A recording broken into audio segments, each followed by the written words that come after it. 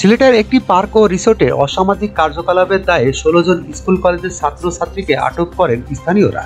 এ ঘটনায় রিসোর্টটিতে ব্যাপক ভাঙচুর করে কয়েকটি কক্ষে আগুন ধরিয়ে দিয়েছে বিক্ষুব্ধ জনতা।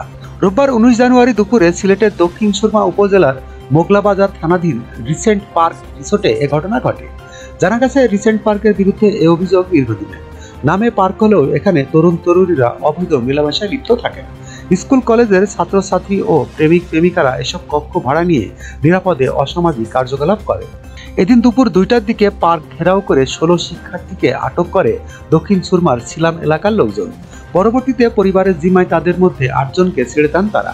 বাকি ৮ জনকে স্থানীয় কাজী ডেকে বিভিন্ন পরিমাণের দেড়মোহর ঠিক করে বিয়ে দিয়ে দেন স্থানীয়রা। বিয়ে দেওয়া ৪ যুগলের মধ্যে সিলেটের দক্ষিণ সুরমা বিশ্বনাথ উসমানীনগর উপজেলার বাসিন্দা রয়েছে। বিষয়টি নিশ্চিত করে সিয়াম ইউনিয়নের কাজী আব্দুল বারী বলেন, বিবাহিতদের মধ্যে ৩ জনের ১০ লাখ করে এবং একজনকে ১২ লাখ টাকা দেড়মোহরে বিয়ে সম্পন্ন করা হয়। এ বিষয়ে দক্ষিণ সুরমা উপজেলা বিএনপি সহসভাপতি তাজুল ইসলাম তাজুল বলেন, আমরা খবর পেয়ে মুরব্বি আনদের নিয়ে ঘটনাস্থলে পৌঁছে পরিস্থিতি নিয়ন্ত্রণে আনি। পরে আটক শিক্ষার্থীদের অভিভাবকদের এনে ৮ জনকে বিয়ে পড়িয়ে দিই এবং বাকিদের পরিবারের জিম্মায় ছেড়ে দিই। মোগলাবাজার থানার ভারপ্রাপ্ত কর্মকর্তা ওসি মোহাম্মদ খন্দকার মোস্তাফিজুর রহমান বলেন, খবর পেয়ে ঘটনাস্থলে মোগলাবাজার থানা পুলিশ যায়।